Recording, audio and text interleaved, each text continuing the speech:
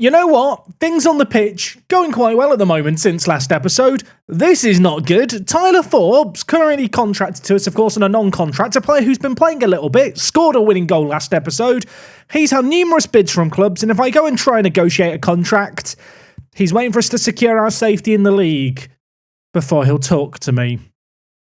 He's about to leave me, isn't he? This is why you can't get attached to anyone in the non-leagues, ladies and gentlemen. Tyler Forbes has left to go to Fleet Town. Yep, 3 days after they were talking to him, he's jumped ship. I'm heartbroken. I don't even know when I'm coming back for this episode. We'll run the intro now. I'll come back at some point. Hopefully things are looking slightly up. I hope. Saying all of that, Ovendale has got injured. He's broken a finger, out for 7 weeks. Means Matt Hill's back in goal. Yay. Yay. Run the intro editing, Jack.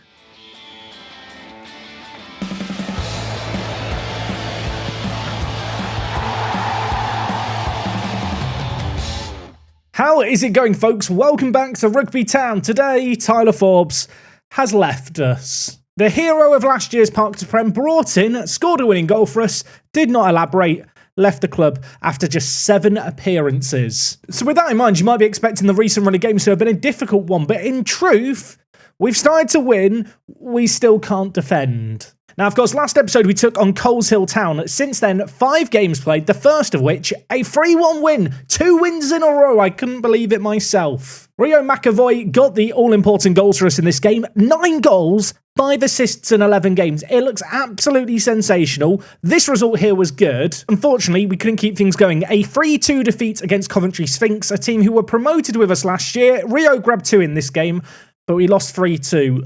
Ovendale, prior to his injury, still didn't really play that well in this game. Since then, though, 3 wins in a row, 6-3, 5-3, 5-4. Yeah, look, we don't know how to defend. That doesn't matter. We score goals now. First of these matches was against Boldmere St. Michael's. We beat them 6-3. I would show you the highlights for this game. We'd be here a while. What you need to know is Callum Gillam picked up a hat-trick. Of course, he was a player who scored on his debut, got injured. He's come back since that injury. He's looked pretty venomous in front of goal. 6 goals in 6 games, 2 man of the matches. Things you love to see. And another thing you love to see is more wins. We beat Sutton Coldfield Town 5-3. Yeah, the goals really have been flowing. Great to see Ryan Sahota, one of the hot prospects here at the club, a player who was here when we joined, got his first ever senior goal for the club. Massive moment for him, and a massive moment for us as well, because this win here really did move us away from the drop zone. Our most recent result, perhaps the most pleasing of the lot, because I feel like I've been vindicated somewhat. Jake Cartwright, brought in because he can jump really high and be a weapon from set pieces. He picked up a hat-trick in this game. Now, I know last episode he wasn't great, but he was much better in this one. You might have noticed by the tactical formation in the bottom right here, I have tweaked things slightly since last episode. I feel like tactically we've been in a constant state of evolution this year as I kind of tweak things to get something that works. Truth be told, what we've got right now is working. Whether or not it's working in a sustainable way is a slightly different proposition. Ultimately, we've scored 16 goals in the last 3 games. We have also conceded 10 goals in the last 3 games. It's working for now. It's got us into a much better spot. Speaking of that spot, we are now in 11th place. And whilst we do look like we are now going to avoid relegation, which is great to say, and to be fair, when you look at the XG table where we should be 9th, perhaps we deserve that, it is, of course, worth reminding ourselves we promised the board a top half finish this year. That means finishing 10th or higher. We are not there yet. And so it's with that in mind that today we come back for 2 rather big games. Hinckley Leicester Road, we've got in our first ever home game that we're going to do as an away day. We're going to head to Butlin Road for those that have been waiting for the home away day. They are in 12th, we're in 11th, so a big game there. And then after that, Spalding United, who are currently running away at the top of the table, have this crazy striker in Daniel Sweeney, who's got a lot of goals this year. He's played very, very well, this guy. I've decided it's a good idea to play them. So yeah, Spalding away. It really doesn't sound that luxurious. Having been to Spalding, I can tell you it really isn't as well. Hoping that today we are also going to have our youth intake preview. We are gunning to ensure our safety this year. We can mathematically secure our spot in the league. I want to push for the top half. And this, where there's lots of A's and stuff. I'm not going to get carried away just yet. Of course, the club does have some really good training and youth facilities. We are, however, lacking when it comes to youth recruitment, which I did actually ask alongside the junior coaching to be improved. The board told me to do one. Me and Brian, I thought we were going to get on great. He has hurt my heart a little bit with this decision here. And I think for the first time ever in an episode here at Rugby Town, I've not signed anyone since last episode. I've shown some restraint. We, of course, have lost Tyler Forbes. We did also lose Drew Keir, who was a squad player at best. Well-rounded player, nothing particularly spectacular. So a little bit sad that he's gone, but we still have some pretty blooming good depth in our team. And in fact, when you look at players who are now contracted at the club, we only have 2 players not contracted. The first is our third choice goalkeeper, and the other player who I think I've maybe mentioned once across all the videos, Karabo Motshweni, I don't think is going to be here next year. I know there were some South African viewers pumped for the representation in this team of South Africa. I'm sorry, he's crap in Football Manager. He won't be here next year. I feel like there's a little bit of a spring in my step today, which unfortunately for those of you that wanted to see me suffer is perhaps a down note. It did look like we were going to be in a relegation scrap, but at this point now, we are 9 points clear of the drop. We actually are one of the only teams in the bottom half of the table with a positive goal difference. So who would have thought? It turns out if you just play really attacking football, don't really worry about defending, you can just score more than the other team. Let's see if we can keep that trend going against Hinckley Leicester Road. Before all of that, the away day to Butlin Road, the home of Rugby Town FC. 6,000 people can pack in here. Let's see what kind of footage there is to view. I hope it's a good away day. I might just give it a bias good score even if it's bad. So for today's away day, we are heading to the home of Rugby FC, Butlin Road. And if you didn't know where Rugby is, it is literally in the middle of England. I don't think it could be more in the middle of England. It's not the smallest place in the world, halfway between Coventry and Northampton. Guess there are away days to look forward to. And somewhere in this lovely little town, there's a football stadium. Where that football stadium is, I should have checked before I hit start record. I didn't realise how big Rugby is. I've noticed a running track. We don't play here, do we? We don't play here. Okay, that's a relief. Enemy of the away day for new viewers. I found the local cricket club and hockey club. Where is the football stadium? I have found Rugby Borough Football Club. That's the wrong rugby team. I didn't realise there was multiple rugby teams. I just realised, is the rugby team in rugby called the Rugby Club? Because that would be very confusing as a name. Good news, everyone. I found the football club. It's actually based just east of the town centre. Here is Rugby Town FC. Here is our home. And we've got a railway line next door, no running track, and a weird shaped stadium. It's a strong start to the away day. Now, they have got this like 3G all-weather pitch next door. In fact, they've got 2 of them. I think this is part of the redevelopment that was done at the football club about 20 years ago. It's the reason the club has 3-star training facilities. So if you were wondering, what is 3-star training facilities in Football Manager? This is it.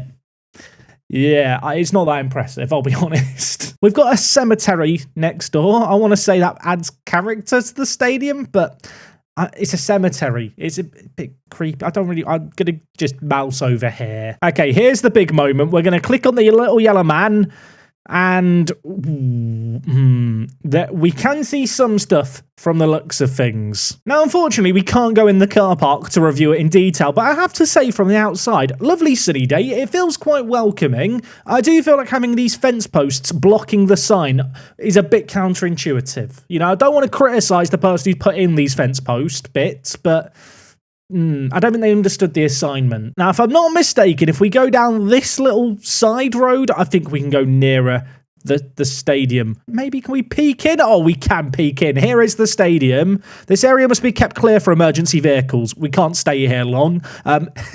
Here is the stadium, or at least one of the stadiums. It has actually got a stand on each side from the looks of things, which for this level is very, very impressive. Just going to keep wandering around the back. Oh, if you want an allotment, you know, if you want to grow some berries or you want to grow your fruit and veg, you can do that here at Butlin Road. You know, I'm not one for doing gardening and stuff. Suddenly I want to grow some carrots and potato. You can see the main stand itself. They do have seat art.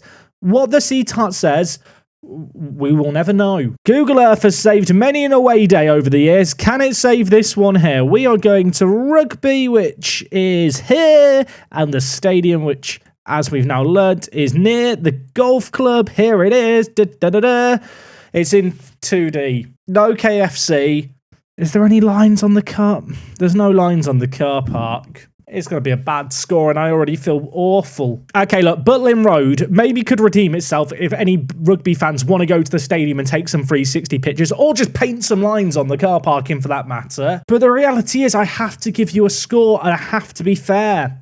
and it's for that reason 9 out of 10. People accuse me of being biased with my scorings with this save game. No idea what they're on about. So a little bit of team news for this game today. Sahota, I am starting as our advanced playmaker. Talked about him getting his first ever senior goal. He's been putting in a string of good performances, which has seen me demote Ethan Hilton down to the bench, which, to be fair, might be viewed as a little bit harsh because he's not exactly been in bad form, but kind of nice to have two centre midfielders competing for the same spot. Elsewhere in the team, Roger Lee was just on international duty, so he didn't play our most recent games. He's back again today from Bermuda. In the final third, we're going to go with Jackson Davis on the left because he has a little bit of left-footed ability. McAvoy is going to play at centre attacking mid as that pressing forward. He has really been our main outlet. You can see this run of form here. In our last 6 games, he's been absolutely sensational. Over to the right, we're then going to go with Gillen, who got injured last time we were here for an episode. Let's hope he stays fit. Between the sticks, Hill is in goal.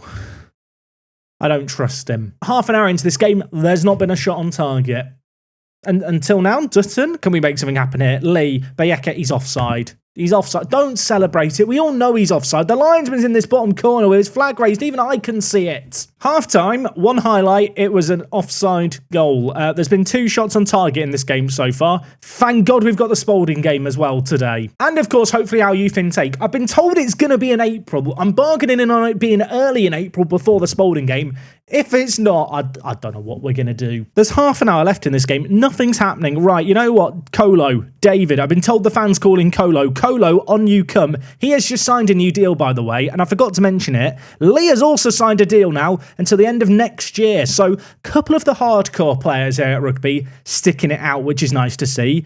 Colo is going to come in up top. Elsewhere, Hilton, on you come for Sahota. Ladies and gentlemen, we've got a corner. Where is Jake Cartwright? Jake, where are you? He's at the back stick somewhere. Jake! Oh my God, he's done it again. He got a hat-trick last game. He's got another goal now. Non-league cheat code. What a player. The number 6. He's got 16 jumping reach. No one's going to beat him in the air. He's bagged another. Did I see that right? Has he scored 7 already? Oh, don't score a free kick now. Geno's over it. Cartwright, you've big for our goal. Now get big in the wall. Jump! Okay, it's gone just over. Everything's fine. Just to confirm, Cartwright, with that goal, now has 7 goals in 10 games for us from centre-back. It's a reason why you want a tall player in your team. Hilton with a free kick for us. He's going to dink it forward. Cartwright's under it. He's headed it just over. He could have had another. All I'm saying is, who is Tyler Forbes? Don't miss him. Don't need him. I am absolutely okay. I definitely don't have a picture of him on my desk in my office here at Rugby Town, which I cry looking at every day. Kazam passes it to Gillen. I'm still calling him Kazam. It just sticks now. Bayeke, Lee, Dutton hits it. The number 3, first goal for the club. You are just going to have to get used to the fact that Kaz Azam has always said Kazam by me in excitement. I feel like I need to say his name repeatedly in the shower every morning, and I eventually will nail it in a commentary situation where I need to say his name quickly. I don't even know how Kaz Azam becomes Kazam in my head. I guess it's just how my brain works. I don't want to say it too loudly. There's 4 minutes of added time here. We might be about to get our second ever clean sheet as Rugby Town manager. It could happen right here, although Brennan's bringing it forward. Don't do it. He's gone on his own. Dare shoots. We've blocked it.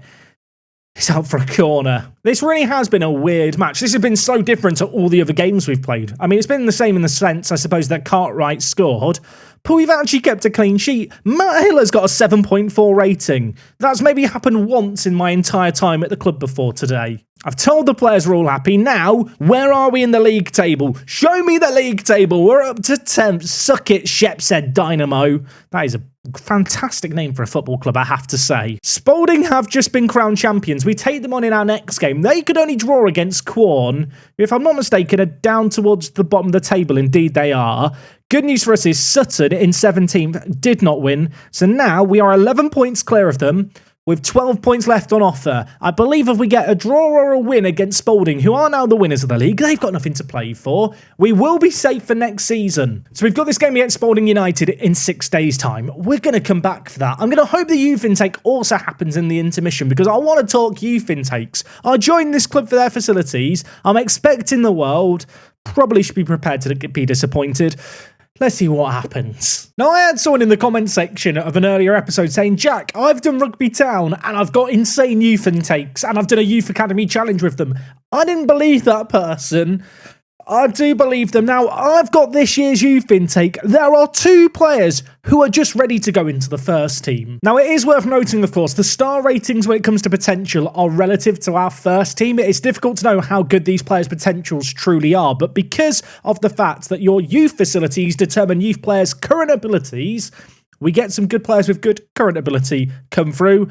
That's happened here. The first of those players, Miles Maycock. Now, yeah, he's injury prone and he's got absolutely no strength whatsoever, but this guy as a central midfielder playmaker is absolutely ridiculous. His physicals are terrible. Ignore the physicals, pretend they don't exist. This guy's 16 years old, bags of potential, crazy flair, great leadership. I want to say captaincy in the making. Of course, a lot of that comes down to what will this potential end up being. I'm going to offer him a contract now. I don't know if I think, I might be wrong here, I'm not sure. I think these players can play in this next game. He wants a non-contract. Absolutely not. I'll give you £25 a week, no, £20 a week. I'm going to try and get in loads of optional extension stuff as well, and I hope I don't piss him off with it. Okay, well, he accepted this offer right away. So optional contract extension after promotion, and I can trigger another extension myself. That sounds good to me. And the other player who's particularly good is Sam Kelly. This guy plays centre attacking mid. I don't play with centre attacking mids, but I do play with a centre mid as an advanced playmaker on attack. He could really do a good job there. Has a okay personality, some okay determination, really good natural fitness, great physicals. I like the look of both these guys. He needs a contract as well. He wants a non-contract. I'll pay you £20 on a part-time deal, son. Come on down. Okay, Sam has accepted that offer. I'm very giddy and excited about these 2 guys. They are going to be the future. I think Maycock might be good enough to start this next game against Spalding, which is now only 3 days away. So I'll join you for that in a mo. Okay, game number 2 today, Spalding United, champions of the league. This is going to be a test of, have we actually made progress? Have we actually turned a corner? Are we actually a good team? Or is my recent form just down to blind luck and scoring lots of goals? And for any Spalding residents hoping for an away day, you're going to have to wait. 1 away day's enough for today, mostly because I want to try out our new youth prospects this game. That is right, Maycock just comes straight into the team. Yeah, he has signed his senior deal. He's on a youth deal, obviously, for the foreseeable future, but he will be signing on a 4-year contract when he joins us. Advanced playmaker on attack. I'll tell you what, there is a lot to like about this guy. And Sam Kelly, who was the other really good player, finds himself on the bench. I'm not sure what to do with Sam Kelly. He could easily come in and be the advanced playmaker on attack, but I actually think I'm going to train him to play as an advanced forward. I don't know if this is a dumb idea, but I just look at him and think, for a non-league level striker, he could be really, really good. His physicals are already tremendous. His mentals certainly aren't terrible in the areas where they need to be good. And besides his dribbling and finishing, for this level, like 8s, 9s and 10s are very, very good. So I think he could do a job. He's on the bench. Don't be surprised if I bring him on in a blind panic in this one. Hopefully, we're going to score more than last game. Only 2 goals last game was pathetic. That's not the work the space way. We played to score more goals than the opposition. One thing that I've not really mentioned is the fact that actually I have changed our defensive line when it comes to our tactics to play a higher defensive line. You might remember when I first took over, we were sitting deep, trying to absorb pressure. To be honest, at this level, it was just inviting loads of long shots that would fly in, which is why we were losing games despite other teams having lower XG. The goalkeepers, for whatever reason, just don't seem to be able to save long shots. So with that in mind, we're playing this high defensive line now where we have kind of the high defence but also the kind of deeper sitting defensive mids. It creates this big cluster of players that are difficult to penetrate most of the time. And while speaking of penetration, we've been on the attack in this game here. Can we make something happen? Cartwright headers it against the woodwork, and then Gillen was offside. Perhaps worth noting that if we do win this game and secure our safety in the division, assuming there isn't much else to play for, which I don't think there is going to be, next episode will be an end of season kind of summary and start of summer transfer window special. Not sure how we're going to do the transfer specials here, because it tends to be very different at these lower levels, where you're just kind of trialling loads and loads of players, but I know you guys love them. I'm sure there's some of you guys starting your own little Park to Prem adventures. And with that in mind, showing what I do in the summer seems smart. Although, based on what we're seeing here, maybe we don't need to think about the summer. We're a goal up. Perhaps I don't need to sign anyone. We'll just go with this team, you know. Get me to next September now. I'm ready. Dutton, another assist. Wasn't a corner this time. For anyone accusing him of being a corner merchant. Great ball in by the left back. Oh, okay. Well, we've got one goal, and now there's the dreaded kickoff highlight. I say dreaded highlight because it's one of those ones that gets you nervous. Of course, if you get the second goal in the kickoff highlight, it feels great. But if you do take the lead and concede 10 seconds later, it can be heartbreaking. We're trying to get them on the back foot early here. Unfortunately, they have dealt with it, and now it's Barker to Peters with the ball for Spalding. They are the champions for a reason. They're going to have a point to prove. They've cut us open through the middle. James Clifton makes it 1-1. That was a really good finish. I know we have some good strikers here at Rugby Town. I don't feel like my strikers can do this. Can my strikers do that? I don't think they can off the crossbar. Bayeke can't play the ball inside to Lee. Clifton, he already has a goal there now coming on the counter-attack, aren't they? I don't like this. Wilson with the ball for them. Lays it inside to Barker. Spalding with plenty of attacking talent. They've got the best goal difference in the league. I think it's like plus 40. We knew we were going to be tested defensively. Right now, we are failing that test. We took the lead in this game. I felt happy. I thought we'd been doing okay. Doesn't matter. It's been snatched away from us. Suddenly, from 1-0 up, we're 2-1 down. Corner though, Dutton over it. The corner merchant, Cartwright's back post, can't pick him out. Jackson Davis though, mop up the pieces, my friend. In his off time, he works at the local supermarket, cleaning up aisle 3. On this occasion, he's sweeping up the edge of the box. Sadly, we've given the ball away, and now it's Snedden with it for them. I don't like this. Sweeney, near side. Sweeney looks very thick in the match engine, the number 10. He whips it in. Clifton is there. Clifton scores, and Cartwright missed a header. It's offside. It's offside. Breathe a sigh of relief, everyone. Never in doubt, he says. I'd admitted and conceded the fact it was going to be 3-1. Everything's fine. It's 2-1 at the break. I'm going to tell the players what was that. I know some of them have been playing okay. I'm looking at you, Jackson Davis. But everyone else has been poor.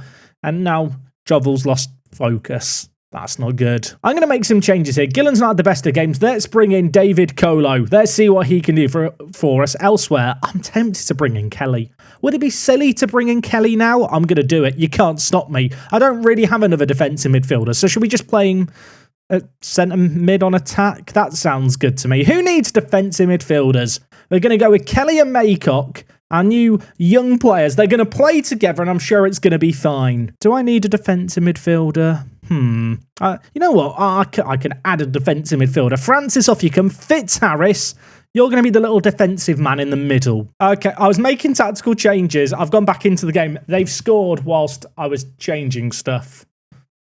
They've scored whilst I was changing. What happened here? I mean, defensive shape is questionable. Sweeney dinks it. It's because I called him thick earlier. Hill has dropped the ball. Of course, Hill's dropped the ball. Do I want to continue with these tactical changes? Well, we might as well go more attacking. Now, let's see what happens. Dutton on the far side. I'm sorry, the trees are making me really angry today. Did anyone else see these trees in Football Manager and get angry? I'm struggling to concentrate on the actual match. I've made 2 subs. It's not really changed the flow of this game. It's now Spalding have a free kick that hits the woodwork.